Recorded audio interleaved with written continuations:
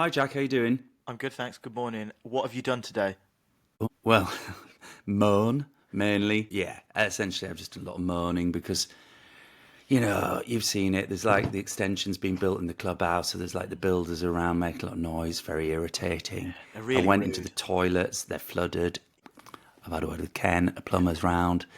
So there's a lot of noise, and I was really just hoping to have a quite chilled morning, Jack, I'll be honest, but it's not turned out like that. Well, I, on the other hand, have had a lovely morning. I got in Oh, here sorry. bright and How's early. your morning? Yeah, absolutely gorgeous. Thanks, mate. I've got a cup of tea that Ken made from hopefully not the flooded water from the toilet.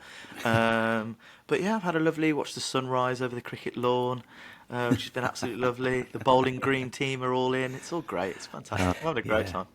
time. I'm hopeful for them this year. What about NFL results? I mean, obviously, I don't we're, want to. I can't talk about it because obviously the edit came out last week, and all of my friends who are NFL fans, way more well versed in NFL than I am, just they picked it apart. Everything that I was oh, really? saying. So the Bears didn't finish bottom of the draft, bottom of the Oh, league last season. We traded up for the next draft. That's one. The other thing is, I said Caleb Williams was going to be amazing this season. He was utter shite on Sunday. well, two Really helped. things. So that wasn't I think great. you should cut yourself and Caleb some slack there. Yeah, It's I his know. first game. There's a lot of pressure on him. Surely people don't just come out and perform like that, do they? I guess. Well, I Did did you watch the Red Zone I as did watch the promised? Red Zone with the quad backs and the witching hour. Yeah, to the local club around here. Not the go to. Ken was really pissed off because I was at another club. Yeah. We all descended down. I got my trophy for winning fantasy football last year. It was all very lovely. I was Oh, that's painfully nice. hungover, but a win for Chicago Bears is happy days. Miami Dolphins. Did you catch up on them? Victory coming from behind Correct. to seal the deal, 27-20, I saw. Yes, So very that's good. good. And of course, who knows how they did at the weekend just gone because we're recording it before the weekend. So Yeah, good luck I to was. both teams. Yeah, well done, guys, or bad luck, guys. Yeah. So what are we here with today, Rob? Because we've got guests. Well, this is really good because we previewed it last week, didn't we? We did. Around the fact that after my little Edinburgh trip to see various sporting themed players, I got an email from my agent on the way up, as it happened, who were calling about the short film I did. And I said, well, I'm on my That's way that, to Edinburgh. Any that's tips? that is the most actory sentence you've ever said. On the way to Edinburgh, Bit knobby, isn't it? got an email and yeah, so Yeah, we such were and such. talking contracts, stuff like that. And I said, oh, I'm literally on the way up to Edinburgh. Any tips for shows? And this will please you, Alex, who's listening before we introduce him. But then Holly then emailed me. Holly works at our agency. Emailed me a whole list of all the clients who were in shows, the top of which was Alex's Why I Stick a Flare Up My Arse. I keep saying ass in a sort of slightly American, Yeah, it's arse. semi-gay way. We're Yeah. going ass for England, arse for England. And I thought, that is perfect, because I'd heard about the show, but with my focus of sporting-themed shows, I thought, that is brilliant. So I immediately booked a ticket, went along, gave it, thank God, as Alex is about to join us, a good review in our Yeah, podcast the other that would have week. been That'd awkward. been embarrassing, wouldn't it? Yeah, I just got a few problems I need to sort of pick up with you, Alex. It's just turned into a note session. Yeah. Yeah, Yeah. I mean, I might end up doing that. Forgive me, but then I thought it was great, and I thought it'd be really good to get Alex on to talk about it because he's doing Get him on the pod. tour of the show. It's going to London, it's going to Taunton, it's going to Birmingham Hmm. this autumn. He's going to Australia to the Adelaide Festival, I think, next year, which is amazing. So we need to ask about all of that. Correct. But we talked about the themes of the play, and we'll discuss them with Alex. But I thought what was particularly brilliant is Alex, in an interview last year, when talking about it, and I'm going to ask him about this, said something along the lines, which I think is just bang on stage or athletic, that he said he'd become fascinated by the idea of theatre and football and questioning what it is about those two very different spaces that feel somehow curiously similar. I Alex, mean, do you want a job, mate? Do you want to jump on with that us? is the podcast. It is. So without further ado, let's stop pretending that he's coming out of a curtain behind a wall and that he's right there in front of us and just I'm welcome here. Alex Hill. Welcome, Alex. Welcome, bud. Hello, thank you. Thank you so much for having me on. That's a lovely introduction. Yeah, it's good to see you. So let's start. I mean, the play, I mean, so many questions, but you are a football fan, is that right? Yeah, massive, massive, massive. Who's your team? It's Brentford, actually, which is funny because in the Oh, play, the character's AFC Wimbledon. And yes. and I had a lot of people come up to me afterwards and say, oh, so how are the Dons getting on in real life? I don't have a clue. Do you know what I mean? I'm not. I don't know. I do kind of know because my uncle and my cousin are massive AFC Wimbledon fans. I mean, my uncle's been there since kind of before it got taken over by Milton Keynes, which I made another point of in the show. Yes, the you character did, goes to MK Dons away, but I made a point of the character not saying MK Dons because Wimbledon fans call them Milton Keynes because they don't like the Dons They can't be aspect being Dons, nicked. Yeah, Exactly. I'm very glad that you support a football team that I would describe as a good, traditional, normal football club. I was a bit worried you were going to say Spurs or Arsenal, but you've been through the ringer with Brentford. Yeah. Well, the thing is, it kind of again like the character in the play. When I was about 10 or like 9, I hated football. In fact, I hated all sports. I hated anything to do with football. I hated watching football. I hated playing football. And my older brother was so much better at it than me, and he was really good. He ended up being in Chelsea's academy as a goalkeeper for a little bit of time. Oh, wow, nice. He was just better than me, and I was in the living room trying to put plays on, and I think it was New Year's Eve or New Year's morning or something. It was New Year's Day actually. I think I woke up and we were sat around, and my brother was like, "Why don't you come to Brentford today?" I was like, "Where?" It's like Brentford. It's not like Man United or anything like that. It's just kind of, it's a bit more like, old school, and there's less people. Why don't you just come along?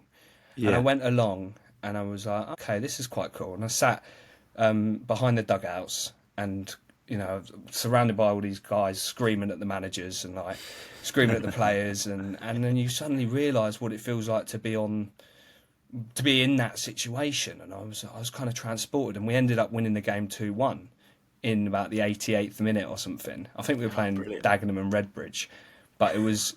I just remember, what a game! 2-1. Gary Alexander scored the winner. Do you know Gary Alexander? I was going to say that is huge knowledge if you did. I mean, my ball knowledge isn't that good, Alex. Definitely not. Oh, okay. Who do you support, Jack? I'm a West Bromwich Albion fan, so I feel. Oh, see, that's not bad at all, is it? We're sort of same trajectory. Certainly not at the moment. Brentford are flying high, but with the ringer with the Albion a lot of the times. And great games against Brentford. Back in the champ, we used to absolutely dick you.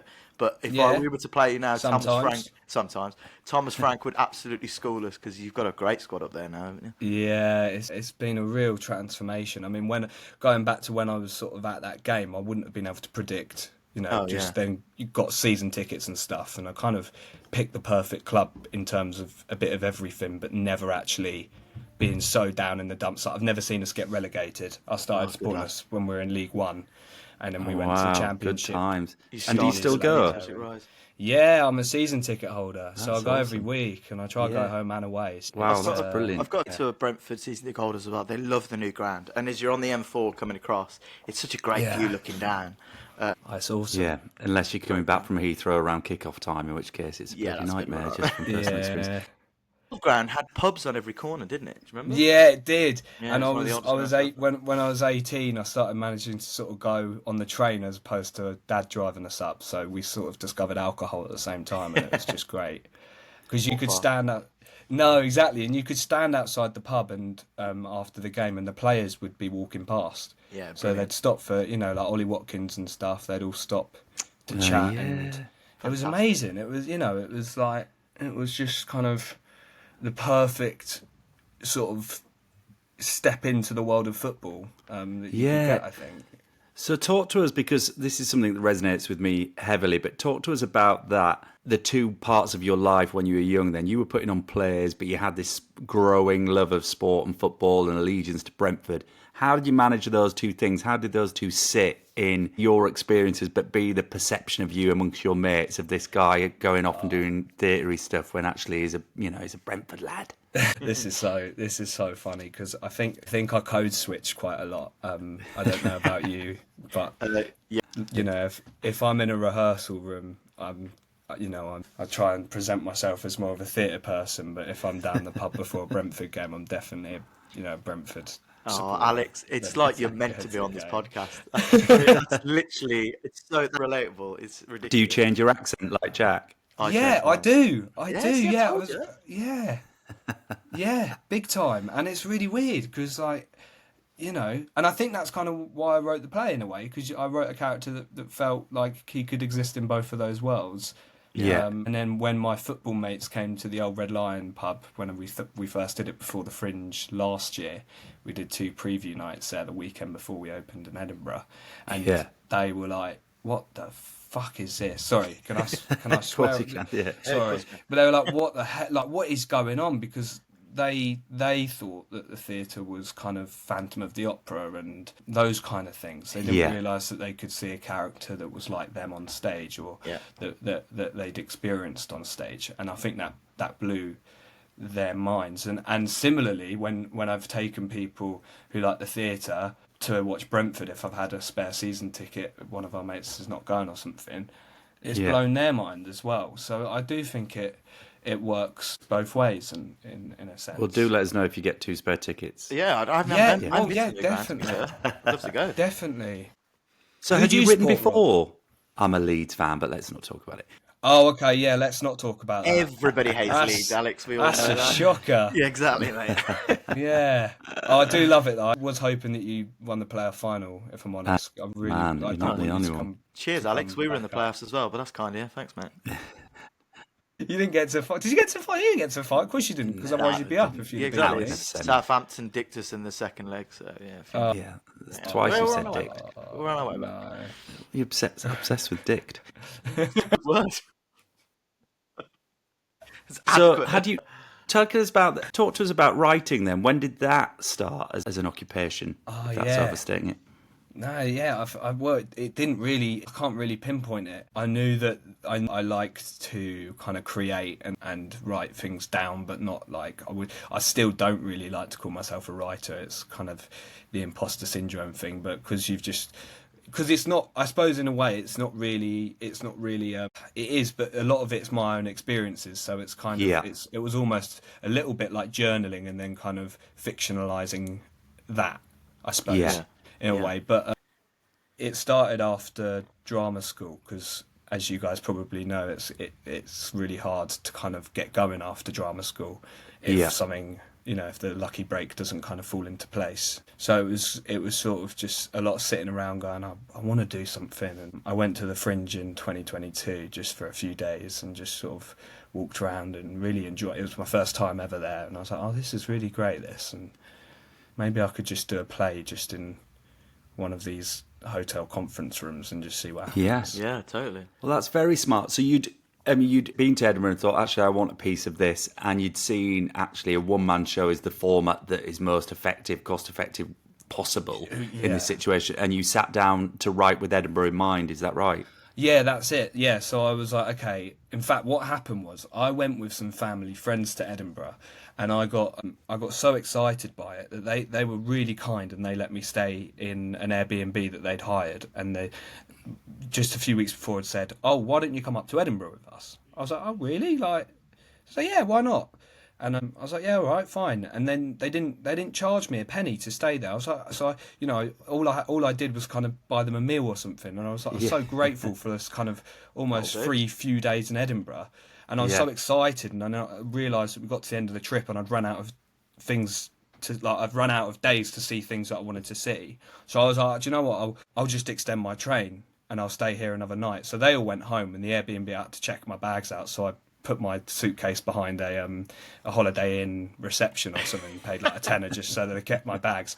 And I got the first train out. I stayed the Friday night and I got the first train out on the Saturday morning. So I was like, I'll just pull an all-nighter and just try and make friends and see what I do, and then I'll get on the train at 5 a.m. And I ended up getting really drunk, met some really nice people, went clubbing with them to about 4 or 5, and they knew I'd told them earlier in the night that I had this train and what I'd done. They were like, right, you need to leave now, you need to leave.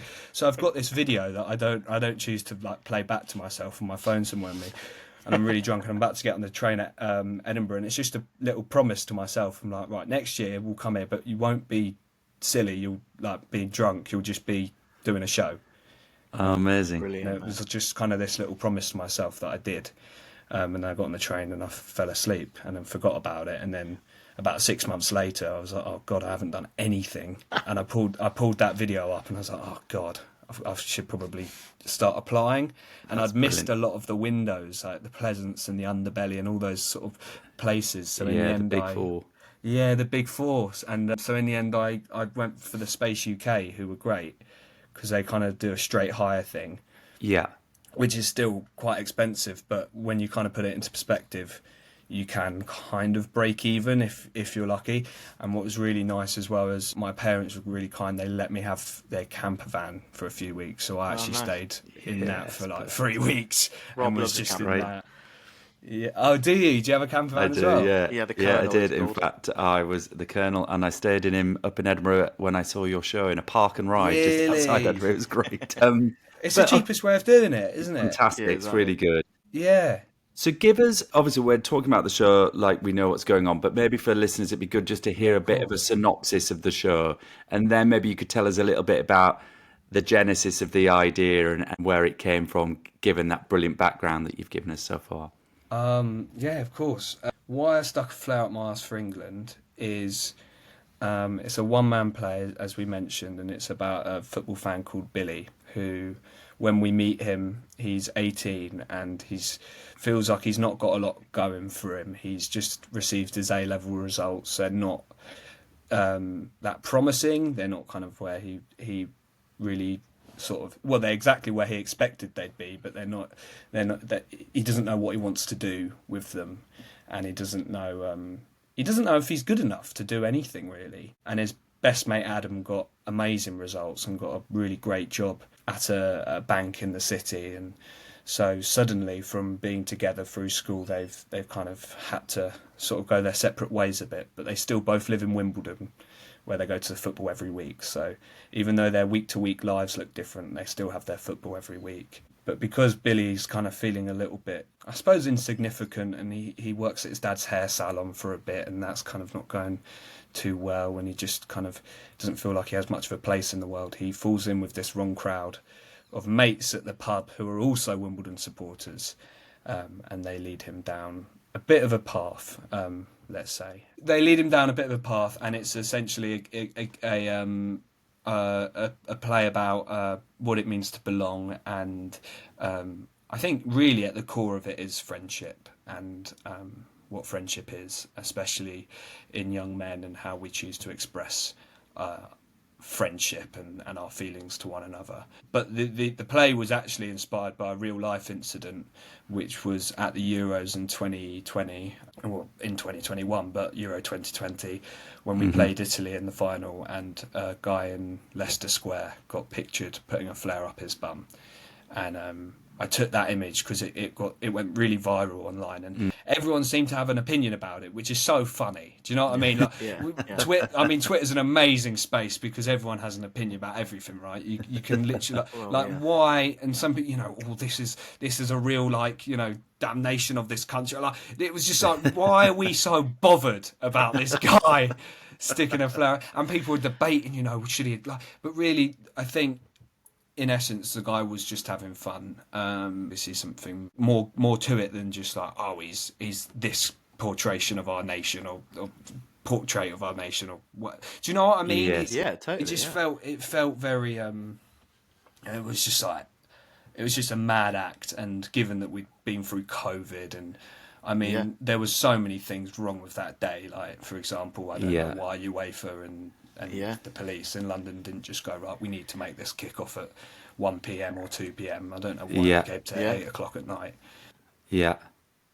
It was a funny day, and you were there, right? You went to that game. Did you go to the Italy game? Yeah. No. Didn't go. So I woke up and I was like, okay, it looks incredible in London. So me and my mate said, let's go before we go to our other mate's house to watch the game. Let's go into London and see what it's like. So we went to Wembley Way, and we were there for about 3 or 4 hours. And so you were part of the problem. I was going to say, people turning up and stuff. Yeah. Oh, I see, big time. No, not at all. Well, I suppose in a way, yes, but in a way, I guess that's kind of, when we got there, it was really happy. Like, I can't actually explain how it felt being surrounded by that many people after being trapped away for so long, Yeah. Yeah. And it was really the first day that kind of human contact came back, whether it was legal or not, I can't really remember. But like, I'd been at drama school and we'd been doing classes where we'd literally been standing in like little stickered parts of the floor because we couldn't be near each other and stuff. So it was just an absolute release. And it was like 11 a.m. and it was so happy. Like, we came out the top of Wembley Park tube station, just overlook, and it was so happy. Everyone was there, and it was really jubilant. Talk Sport were actually on the balcony of Box Park, you know, on the right hand side as you walk down Wembley Way, and and it was just a really good atmosphere. And then slowly, as I think more and more people were getting drunker and probably getting on cocaine and stuff, it started to change. And I looked to my mate, it's like, right, we should go now. And as we were walking back to the tube station, that's when things were like getting a bit ugly and people were throwing glass bottles and stuff. And it was like, why are you throwing glass bottles? It's like, this could be just such a fun day. Yeah. And then, It's really interesting because like, I went to the Germany game when we beat them 2-1. And that was sort of like, it was half full. Wembley was 45,000 capacity. And we managed to get a ticket the day before. So we drove down in the morning, went to the game, and I don't know if because it was half capacity or anything like that, but there was everything you described up until the trouble at the Italy game. So it was the first time there was a large group of people together again. We were all so jubilant, happy to be there. The atmosphere was out of this world. The game was obviously incredible.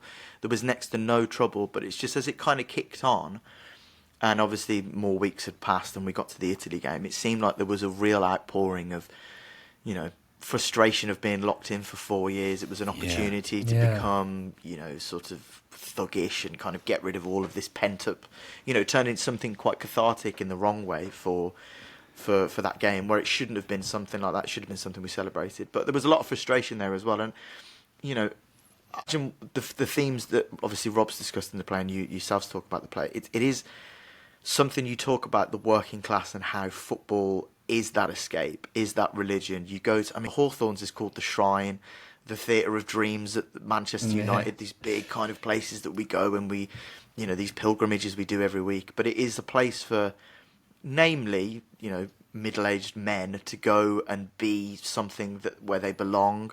And unfortunately that kind of spills out into bigger, more horrible hooliganism and thuggery and stuff.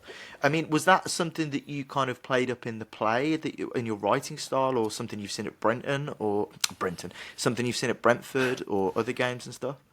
Yeah, I think so. I think we're much more interested. Well, actually, we're not. I think the media are much more interested in the idiots. So Yeah. actually, my uncle is, if ever they An go idiot. to him, he's a massive idiot. No, I always say to him, like, if they've got a big game, he's actually like one of the most polite, you know, very, very lovely people I know. But if they go to a Wimbledon game, say it was Milton Keynes or any other game that's a bit tasty, I go, how was the game? You know, you went away. He'll go, yeah, really great. And any trouble? He goes, there's always a few idiots.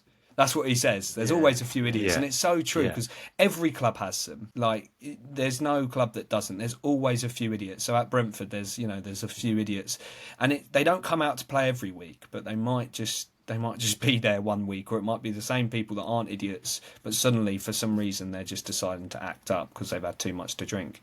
And unfortunately they're the cases that get then publicised and then put on. Also, I mean, everyone can film nowadays as well, so if you've got a phone, you can film these guys. And I mean, for good and bad, right? You know, sometimes people are making honest mistakes, and then sometimes there's some horrible sort of like crowd offensive gestures or things like that get put on, and then the club bans them. So it's, you know, it works quite well in that sense. But it's interesting that, I mean, you're so right. I think that's true. You're always going to get the idiots ruining it for the masses, and it's very easy to lose a sense of perspective. But it does feel that football has a unique relationship to violence and trouble, to me, as a sort of all sports fan and someone coming from a rugby background, whereby it does feel that there's a concentration sometimes where it's legitimised in the culture of the sport to use this 90 minutes to come together, and as you brilliantly explore in the play, the hours up to it and the hours beyond, that provide an escapism that is so curiously different to a lot of these people's lives. Now, that's either because they're using this as an opportunity to escape, sometimes the humdrum of their life, or, you know, in worst case scenarios, the real challenges of their life, where they can come together, a sense of belonging, escapism, and they're legitimized to sing, to drink, to do things in different ways. And there's commonality, and it's legitimized in some way. And then there is the other part of it, which, I mean, I guess there's two parts to that, right? There's that you step towards something that gives you an opportunity to express something that's otherwise repressed in your life. An example would be, I use this a lot and I've said it to Jack before, but, you know, I've been to Arsenal with my mate and seen, you know, 50 men jumping up and down at halftime singing anti-Semitic songs about Tottenham fans. Now, you could either say that's just what you do because you hate Spurs, or you could say there's a deep anti-Semitism there that's being expressed and given a platform and a moment to be expressed, and then it's repressed back in their life. Or you could come from the other angle, which is actually their life is the repression, and actually this is the opportunity just to go feel free for a little while. You know, there's something very positive about going towards this sense of belonging, community, where you can actually find something that is missing in your life in the most positive sense. I think you explore that brilliantly, and you make that great link to the theatre community in there, where Billy goes to see Les Mis with her theatre crowd, which is also brilliant. But I guess that was a representation of the two worlds of your life as well. Yeah, I think that's really interesting, all those points there. I also think you're right, it's kind of whatever perspective that we choose to look at it from. Pros, and there are cons with it. I mean, we've, in this podcast especially, we've discussed it at length, and because we are from a theatrical, artistic, creative kind of way, we kind of have a little bit more kind of understanding of sporting fans as well. We have a little bit more of an insight into, you know, why these things are happening, because the community of the theatre and the creative side is such an expression of the joy and, you know, connectivity between people. The sporting is the same. It's just that in the sport, like Rob eloquently put, it becomes a place where this really negative catharsism can come out, and it's really interesting that, you know, does it say more about, and you said about Twitter, it is a fantastic place, but it can be on the other side a really horrible place that whips up such negativity around what really should be, you know, it's a national sport. It's what we love. We love this game in this country. It's given us incredible moments of connectivity and being together. It's just that sometimes it gets played up in something horrible. And I'm really glad that you said that your take on the flare up the arse by that guy was actually it's just funny, and people kind of attached, the media attached on it, it's like society's broken, it's the end, you know, we've been locked in for years and this is the English fans can do. And it's like, well, yes, it's not great, but it's... Could you imagine if Ian McKellen did that in Leicester Exactly, Square? yeah. I mean, it's so true. We'd all be like, what a beautiful moment What a of art. fantastic He's moment, clearly... yeah. God bless the Queen, yeah, exactly. It's so true. Yeah, And I think actually that's really, because I think that's helped me consolidate actually the other perspective of it, which is it that society is indeed broken, and that it's the problem we need to solve is how people are feeling, and how people in the working class, often who are predominantly football supporters, are feeling, you know, that they can't express themselves. And actually the good bit of society is the theatre and the sport that allows them to actually be free and celebrate it. And so, but people always just want to fix the football hooligan because that's easy, right? Let's just blame the man in the flare, rather than have the debate about the fact that why does this person need to go and do that? And it's a stereotype, and people love stereotypes so much. Yeah, it's interesting, when you guys were speaking, something popped up in my head when I was like, you know, when you do GCSE drama and sometimes you get a touring schools production come in. We had a brilliant company, I think their name was Splendid Productions, I don't know if you've heard of them, but they came in and I think I'm going to say it was Wojciech. I know they did two. One of them, I think it was Wojciech, because this would make sense in my head, and it was quite Brechtian and stuff, and they got all of us, and we were like 15, 16 years old, as Wojciech was planning to, I think he murders his wife at the end of the play. He does, yeah. I think he got the whole of the like year 11 to sing along, singing Stab. Yes, that's it. Stab, stab, stab the bitch dead. And we all did it. Yeah. Wow. And we all did it. And my drama teacher, I remember she always kind of brings that moment kept bringing that moment up and was like, isn't it funny how we can get so lost in something? And we all like stabs. Saying there's something as horrible as watching a man on stage who is going mental, and we're all telling him to stab the bitch dead. And then at the end, I remember we were all sort of laughing because you're kids and you're singing this kind of crude, horrible, malicious song together. And then he goes, all right, I will. And then he does.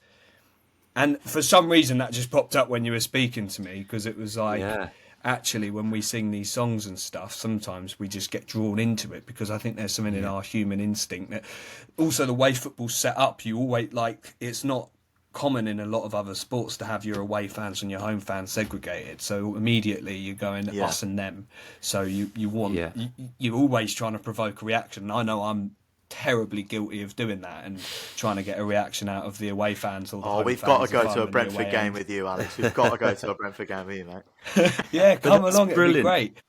That's brilliant, because that's what good theatre does as well, right? Because you implicate the audience in some way, and you make them feel that they are implicated in the action, or indeed, the broader context for it. I remember seeing a production of Othello years ago, which I think was Cheek by Jowl. It was touring. My mate was in it, and I went to see it at Riverside Studios, and they did it in Traverse. And I remember it was so clever, because in the moments where Iago is manipulating Othello in his prime, I was looking across into the eyes of the audience at the other side of the stage, thinking, why aren't we saying anything? We're sat here silent. We're implicated in this. We are as much to blame. And that's one of the fantastic parts of theatre as a live art form, where the audience really is a player in it. And if the theatre maker and the writer and the director and the performer are smart enough to really recognise that and include it, then you're onto a winner, which is part of the joy of a one-man show, right, or a one-person show. Is that it really is a much more direct relationship with the player, audience and performer, which I thought you did so well, Alex. How mindful were you of that in the making of it? When I wrote it, I think the first thing coming out of drama school, the thing that terrified me most was talking to an audience as an actor, as a character. I suppose in a way I saw myself as someone who wanted to do work that was like in theatre, but there was a fourth wall in it. I used to hate the idea of coming out and chatting to audiences, and when the director Sean Turner came on board, he was just like, no, of course you have to, get in amongst and talk to them. I wrote the Les Mis scene when he goes to the theatre. I wrote that first, and I always knew that he would go and sit in the audience. I knew that would be a thing. He had to feel that. And actually, that's the most interesting part of the play. It was proved to have some of the most interesting moments when we did it at Southwark. There was a guy in the audience with his wife. He was wearing a Liverpool tracksuit jacket, and he was in Southwark. It was the same seat every night because there was a lighting design on it. So I had to be in that specific seat. So if there was someone, we didn't reserve it. So if there was someone in it, I had to move them out and move them up and make space. I went into the theatre and I did the thing. I said, "Sorry, mate, you're in my seat." And he went, "No, I'm not. This is my seat. I've got my ticket on my phone." I went, "Oh God, here we go." Yes. And I was like, "Oh no, here we go." And I was like, it was quite early on in the run. It was maybe the first Saturday or something, a Saturday matinee. And I was like, "No, sorry, mate. I just, I need to sit here, and I've got my girlfriend here. I'm just trying to think of ways." He's up. And then he said, "I'm missing the football for this." And it suddenly dropped in, and I went, "This is ridiculous, because I'm doing a play that's set right now in the play. It's a Saturday matinee. And my character's missing the football because he's being dragged to the theatre with his girlfriend. And this guy in real life is missing Liverpool play on TV because he's been dragged to the theatre with his wife. And I'm missing football as Alex because Brentford are playing Luton Town away and we need to beat them to make sure that we stay in the Premier League. So now all three of us in one go are missing the football to be at the theatre." And it was just kind of really lovely moment. In the end, he was really nice, and he was like, "Go on, and I'll move up." And at the end, he actually came up to me and was really nice and said some really nice things, and told me that he was a real Liverpool fan. Did you tell him, "So am I? I'm missing the football too"? Yeah. As the character, I was like, "Yes, so am I." Like, yeah, me too, mate, me too. And then when I sat down, he's like, "Do you know the score then, mate?" And like kind of kept it trying to keep him sweet. because I just didn't really know what way to go. But I think that was the most lovely thing about a lot of it. Southwark's actually quite near to Millwall, so we had quite a lot of Millwall fans come in who notoriously have like the worst reputation in the country. We had quite a lot of Millwall fans come in, and there was this one guy who was excuse me, but he was literally what I imagine Winegum as being in the play, who's the kind of protagonist, like massive guy. Bald, the antagonist, sorry, massive guy, like bald, fucking huge, just, and he was like, he came up to me after the play and he was like, "Hello, mate." He was like, I don't go to the theatre much, but that was great. And I was like, "Fuck, this is it. This is like, this is why it's so cool." Because, and he was like, "Oh yeah, I'm Millwall, but I don't really go down there much often anymore, just because the idiots and stuff."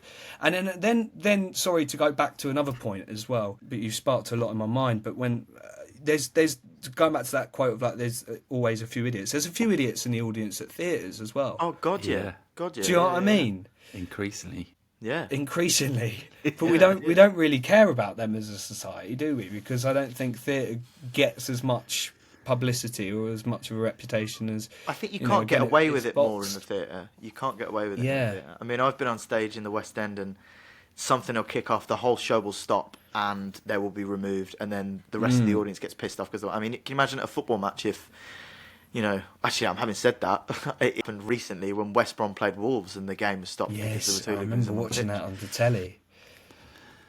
So what have you learned about your audience, Alex? Because you've described a few football fans in the audience now. Do you think the player's title and the themes have attracted a less than typical audience?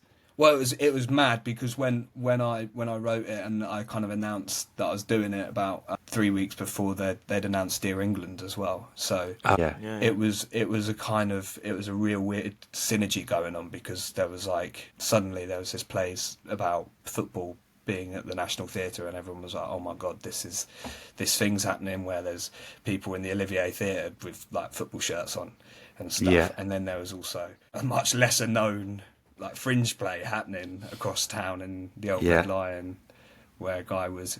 It's almost, I think someone put it in a review. It was like the antithesis of that play, the other side, and So I guess last year in particular, that conversation happened a lot about audiences and how we're getting football fans in. I think they exist. I honestly think they've always existed. I think football fans have always gone to the theatre. I think a lot of them just choose not to say, which is interesting. I just don't think people express it as much. I know a few of my mates have gone with their parents or with their girlfriends, and they just wouldn't say. They'd probably tell me, but they wouldn't announce it to the lads at the pub, which is really interesting. They probably I went and saw this. The big one that always happens is the Book of Mormon. So I went and saw the Book of Mormon the other day, and love that. That's quite a gateway, isn't it? Yeah. It's a great musical. Coming from, from my perspective, because I know what theatre and performing arts can give to me, and I know what sport can give to me. And I would love there more opportunities of people who sound and look like us, go to the theatre, and the football lads and stuff. So, it's so great that, and you're right, they are there. Those people are there that go to the theatre and stuff. And Book of Mormon's a great example, but I don't think there's enough of Dear England and Why I Stuck a Flare Up My Arse, because that's the kind of thing that they can get into and watch, and if that breeds them on to going, fuck it, I'll go and watch Othello at the RSC with the missus, and that's great, because art isn't a luxury, it's a necessity and all that kind of stuff. And I think you make an interesting point about that as well. Like when Dear England got its West End transfer, I think that's almost a bigger thing than the National Theatre, because I think the National Theatre is very much a place where actors know and people do know about, but they tend to not think it's actually for them for some reason. But if you're going out in London, then that is the tourist trap area, and you see the shows, right? You see what's on, you walk past all the theatres and you look up and you get to see what they're about. Whereas, as beautiful as the National Theatre is, it is just a big grey building on the South Bank, Hey, don't cuss, the National Theatre is beautiful, thank you very much. Love it to pieces. I absolutely love it, but I just don't think. Totally get what you mean. Yeah. Unless the marketing's not. I mean, the marketing's always there for those guys, but it just feels like people would take a punt on Dear England if they were out for the day in London. Yeah. But we're talking about accessibility, aren't we? Yeah, about accessibility, and it's when things are readily accessible for the masses, that's the greatest thing. And hopefully yours will be even bigger. So you're going on tour now, aren't you? And then Oscar. Yeah, which is wild. That's which is bloody brilliant, yeah. mate. How amazing. Thank you so What's the much. details all about Yeah, that, bud? how fun. Well, when we were in Edinburgh, we had someone come in, and then my producer called me after that show and said, "Oh, that guy came in, and he was there to nominate us for an award." And I went, "Oh, that's amazing." And he said, "If we won the award, we'd go to Adelaide. It's called the Holding Street Theatre Awards." So I went, "Oh, that's unbelievable." And I looked up the award and stuff, and I saw the shortlist last year, and it was all the most amazing shows from last year at the festival, and I thought, this is great. And genuinely, I know it's the most cliche, like, modest thing to say, but I had no expectation. And they do the awards, like, it's the final Fringe First Awards and stuff on the Friday at the Fringe, and it was in the Pleasance Grand, and the festival was coming to an end, so I'd had a few beers the night before, and I woke up the next morning, and my alarm went, and I was about 40 minutes to the start of this awards. Shit, rolled out of bed, got some watermelon chunks on the way. I was pretty deeply hungover, and I sat at the back of the Pleasance Grand, and like, they do all these Fringe First Awards, and it's an amazing environment. I was like, even just to be here is so mind blowing, that, you know, all the great shows of the Fringe and stuff, and just to be in this kind of, and I was just sort of sat at the back by myself because my producers weren't there at the time, and the director had gone home obviously very early in the run, so it was just me, and I was sort of sat there. And then about an hour and a half later, they finally get to the last award, which is this Adelaide Award, and they read out the shortlist, and then they read "Whilst I Flare Up My Arse for England," and everyone sort of giggles as they're doing the shortlist. And the winners there's two this year. I think it's a lovely play called A Knock on the Roof and "Whilst I Flare Up My Arse for England." And I was shocked. I literally, I couldn't believe it. And I walked down, and the other play is written by, I think it's written by a Palestinian woman. It's a one-woman play that was on at the Traverse. So that's also going to Adelaide. And by the time I'd got to the stage, they were doing their speech. So I was stood at the back with the presenters of the award. And they're doing this amazing, sort of powerful, really political and beautifully driven speech. And I'm stood behind thinking, you know, I've got this certificate, thinking, what the hell? And then everyone claps, and it's a really great speech. And I walk off, and I walk up and go, "Cheers." And I didn't know what else to say. Just completely. And I was just like, "Thank you so." And I went, "It was a pretty late night in the abattoir bar last night," and that got a bit of a laugh. Scattered. And I was like, "Oh no, what am I doing?" And I tried to pull it together. I was like, "No, I'm really, you know, thank you to the producer, thanks to the director Sean," and then I just sort of got off there. I kept it as short as, and I couldn't. Then I called my mum and dad. It was real, like, really magical, because I, you know, you when you set out to kind of do these things, you don't really think about those things. You just think, okay, you think about it at kind of one step at a time. So you think, like, okay, so we got these previews at the Old Red Lion, and then we're going to the Fringe, and then that's it. And then the Old Red Lion asked us back for a week, and that was great. And then producers picked it up there, and then they took it to Southwark Playhouse. And already I'm thinking, this is, you know, more than I ever thought would happen with it. And then you go back to the Fringe, and now it's going to Australia in February for 5 weeks. That's which was just the most, you know, the shows that were shortlisted were unbelievable. I saw most of them, are unbelievable, and just the best companies and the best writers, and it really knocked me for six, to be honest. It's amazing. That'll be, what a run to be at the Adelaide Festival, which is a kind of Southern Hemisphere's equivalent to the Edinburgh Festival. A lot, you know, it's a huge rep and runs for, well, even longer, as you mentioned. Yeah. Masayoki. Did you ever see Masayoki up in Edinburgh, Alex? Did you go to the Masayoki night? But they tour the country, and they do residency. Was that in McEwen Hall? It was, yeah. Oh, great. Okay, yeah, I heard a lot about it. I never got to go, though. Yeah, well, that was their 10th year at the Edinburgh Festival. It's a mass karaoke, mass sing-along, great night out. It tours the country. Go check it out. We're actually going to get Masayoki on the podcast very soon as well. Amazing. We're going to the cricket with them, and we'll lead sing them up. But they do a residency at the Adelaide Festival as well, so you must go check it out in Adelaide. But before all of that, this autumn, like imminently, you're doing the Wilton's Music Hall on give us the dates. It's Thursday the 19th of September to Saturday the 21st of September. Brilliant. And then you go to Taunton. Is that right? Taunton Brew House, which is on the 1st to the 2nd of November, I believe. And then Birmingham Rep. Birmingham Rep. Then we've got from the 4th to the 6th of November. Yeah, amazing. Which is where Jack and I met. It was at Birmingham Rep many years ago when I was associate there, and he was a snappery, rather arrogant boy in the youth. The young rep. Alex, nothing's changed. And then are you doing more dates after that? Anything more? Yeah, we've got a whole truck on the 7th to the 8th, and then Corby, the Cube at Corby from the 13th. In some horrible football matches in Corby. I went to...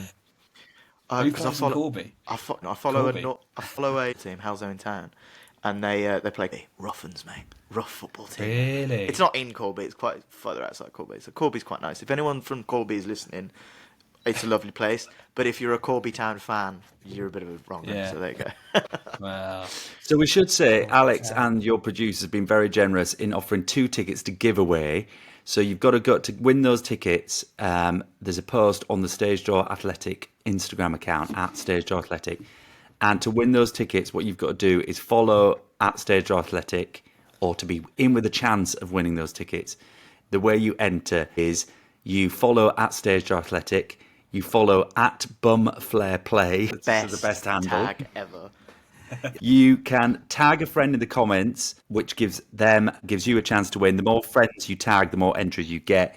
And you need to share the post, and you've got to like the post. Do all those things. And we're giving a Stage Door Athletic t-shirt as a conciliatory second place prize. So go along and do all those things, and then you can choose a ticket to go see it somewhere on tour. Thanks for doing that, Alex. That'd be really good. Brilliant, mate. No, that's amazing, yeah. How cool. Now, you mentioned earlier that you'd said that really some of the best theatre you've ever seen is in sports grounds, really. The story's unwritten. It's something we say a lot. What brilliant sports experiences have you had over your life? What are the ones that really ping out to you? And Alex? I'm 24. How old are you guys? 32. Rob's 92. It's not important right now. Last week, isn't it? Wow. I know, I'm 32.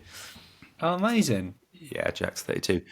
Yeah, so you probably have. I mean, I was gonna. One of the things aside from Brentford, I mean, there's a few Brentford ones that hopefully I will mention, but is the 2012 Olympics. Yeah. Brilliant, mate. Which I've got to be so honest, I watched none of the Olympics this summer. I know. You were a bit busy, weren't you? I was a bit busy, but I did manage to catch Adam Peaty, get the silver and stuff. But I didn't really. For some reason, it just the country blew up that summer. You know, it was amazing. Yeah. I'd say I wasn't. Do I have to be there? Did I have to be at the event? Or no. Just things that spring to mind. I mean, the things that have really stuck in your mind over the years, sporting wise.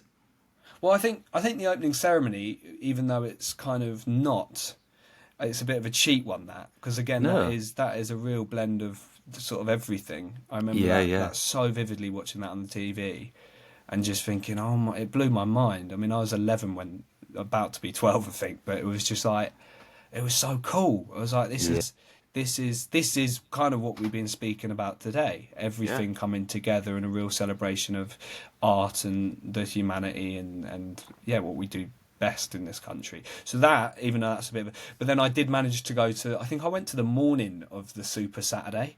Oh my God! Wow. Yeah, so I can't really remember it very clearly, but I do remember sort of going to the morning session, and then I think maybe Jessica Ennis was doing her thing in the middle of the track, doing some of those events and stuff. And I remember getting home and watching Super Saturday in the night, and everyone just going like winning golds and stuff. And I remember that being pretty great amazing. day. Yeah, great day. Really good day.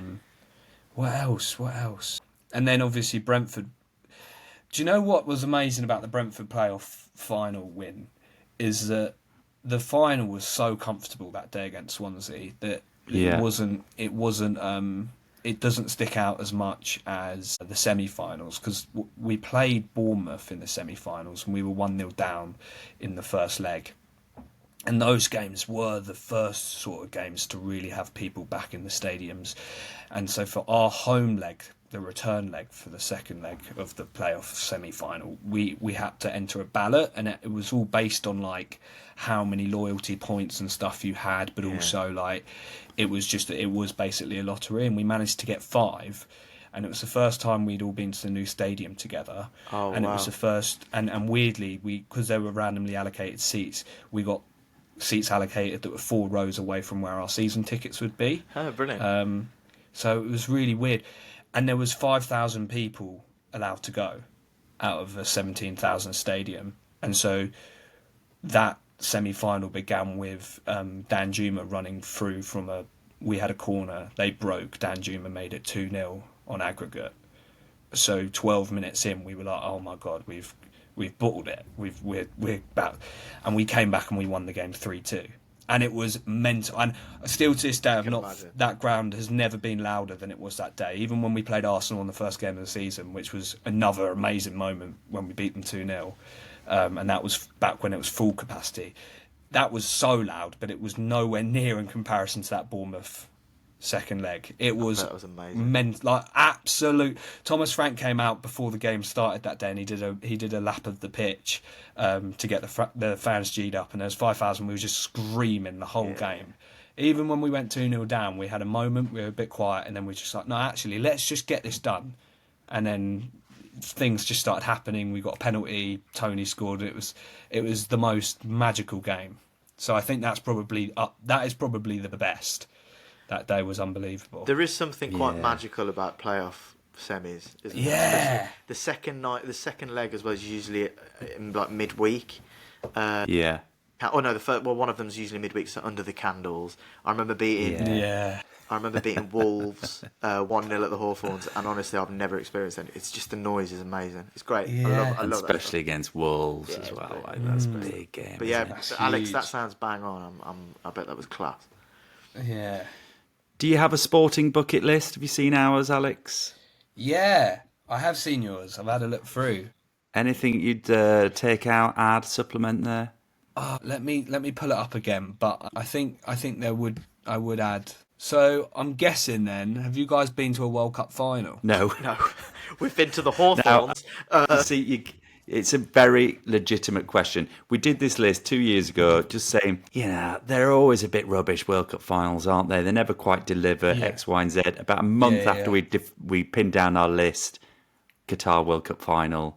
Argentina, what was it, France. 5-3? 5, what was it in the end? Ridiculous. One of the most exciting games of football I've ever seen on an international stage. So, we'll probably put that back in. Yeah. We've taken out the 100-metre final, aren't we? We debated that the week. What was the point for 10 seconds? Really? Yeah, 10 seconds. Yeah, 10 seconds. Yeah. Anything else that's missing there? What are the things you'd love to see in your life? Yeah, so definitely a World Cup final. And then it's very personal. Brentford win a Champions League final. In fact, Brentford... I'm going to put that on the bucket list. Well, you should. You should. But no, I mean, I'd take conference. Do you know what I mean? I'd take a Europa. We almost snuck conference 2 seasons ago. I was like, I would go anywhere in Europe. I was going to say you're not far away from that. If we're honest, no. Thomas Frank. If you keep hold of Thomas Frank, you're going to be laughing here. Yeah, we had a dip last year. We finished 16th, so that was a bit of we had injuries and everything. But yeah, like Europe. Any Brentford game Europe would be on my bucket list for sure. It could happen, couldn't it? A European game for Brentford. I mean, you've been really close. Yeah. So we'll put that on the list then, shall we? Thanks for that, Alex. Can't wait for that. Maybe a Wimbledon final as well. Yeah. I quite like the idea. AFC Wimbledon. No, like as in like a. Oh, good. I've been to one. They are good. We'll go. They're very, really? Very good. Yeah, I went to men's one. It's great. I went to their little ground last week. It was really impressive. Their new little plough lane ground. That's where we were filming the film. Yeah, it was really cute. Oh, really? What film did you do? It's just a short film set in a rugby club. I was playing a rugby ref. Got punched in the face, headbutted. Actually, it was quite fun. But we did a bit on the pitch at half time because London Broncos rugby league team play there, and they were playing Leeds. So we went to film some stuff on the pitch and get the fans in the background shouting "Your shit are" to the actors. Your shit, and you know you are. So it was good. Nice, that's good. So what else we do as well, Alex, is at the end of every guest that we have on Stage Athletic podcast, we would like to invite you to be a part of the team, of the squad. So it's any position. It could be board member, it could be chief scout, it could be centre forward for our football team, it could be absolutely anything, could be stock taker, whatever you want, mate. Where would you like to sit in to the squad? Where is our new signing going? I quite like chant writing. Oh like my God, writing yes. the chants. Yes. Could I do that? Amazing. Brilliant. That'd be good. But you've got to come good on this. You can't just say that now we need a stage. We need a stage No! athletic Yeah, chant. you're going to have to write that, mate. I mean, not in the moment, but we're Okay. going to come back to you for that. That's Yeah, so we're thinking your writing task while you're on the flight to Adelaide. something as good as You'll Never Walk Alone, or I'm Forever Yeah. Blowing Bubbles, or The Lord's My Shepherd. One of those would be great, don't worry about that. Yeah. If you can write one of those. And last question, Alex. It's always the toughie. But if you were, who in your little black book of contacts, other actors, friends, showbiz, celebrities, indeed, we don't know who you connect to. Who would you refer to be a future guest on Stage or Athletic? Oh God. At drama school, 24 years old. We're hoping you know Matt Damon or Jennifer Lawrence or anything a like sport-loving actor. A sport-loving actor. Who do you know who's a sport-loving actor? Have you had any? Who's the most famous person that's come to see the show? That's a good point. We had Amelia de Moldenbergers in the chicken shop. Brilliant. Yeah, she came in the first run at the Fringe, and She's that brilliant. was mad because she came on like we weren't doing too great ticket sales. What? Yeah, like we had a 50-seater and we were getting like 20 people in, so it was okay. But she came in about halfway through the run and she retweeted something that we put up about her coming to see it, and then we sold out for the rest of the run. So Wow. I mean, wow. it goes to show the sort of influence those kind of people have. But Yeah. she was really nice. She was really, really lovely. She Let's chatted get her. after the show. Yeah. What about she's massively into football as well. Yeah, she she's loves a it. football Great. fan. So yeah. that's your task now, is to invite her on the show on our behalf, Alex. That's in the yeah, plan. yeah. Excellent. Great. You see what we do here? We make our guests become the bookers. Essentially, that's how it works. Yeah, I mean Brilliant. that's a big task, isn't it? I don't know what sort of angle I'll approach that at. I'll give it a go. Just have a think. But the chant's more important. Do the chant first. Yeah. Yeah, very okay. good. Brilliant. Honestly, it's such a great chat, Alex. Really, really enjoyed learning about the show and your experience. I really, really enjoyed that. Thanks so much Thank for you. coming along. And I would like Thank to you add for as having well, me. like Regit, but thank you for writing for something like this, because I think talking to people who wouldn't usually talk about theatre with me, and as successful and as brilliant as this. So thank you for writing something like this without sounding like a Yeah, of patronising course. older brother. So thank you. No, not at all. I think hopefully more stuff emerges like it. And Yeah, Yeah. exactly. Yeah, it's brilliant. yeah. And hopefully, will you write more? Have you got plans to do more? We're trying, well, I mean, as you guys know, it's a completely different game, but we're trying to get this to TV for like a series or something. But it's not as easy as them going, oh, here's a stage, do it. You've Sure, got about yeah. 1,000 people Yeah, that need to of say course. yes. So Yeah. we're trying to jump through the hoops at the moment, but fingers crossed we can Channel get it done. 4, Just- if you are listening, it would be perfect. Yeah, Yeah, we great. because like you said, Jack, I don't think there's enough enough of that kind of representation happening on There isn't. TV or on stage at the There moment. really isn't, So- and I think No. we talk about the industry at the moment is on its arse. If we're really honest about it, important for stuff like this to get picked up because they're our stories, and they're important. So yeah, thanks so much, Alex, and thanks so much for coming on. Very It's been a good. pleasure, mate. And Thank go you so see the much for play. having me. That's the key thing. Go, Yeah, if you're go see listening it. to this and you're intrigued as you should be, go see the play. And the way you'll be able to book tickets and find out more tours is to go to @BumFlare. There's a link tree there with all the links in to book tickets. But you'll be a follower already now because you're entering the competition. There you go. So look out for that. Thanks again, Alex. Really, really good Thank you to so see you. much for having me on.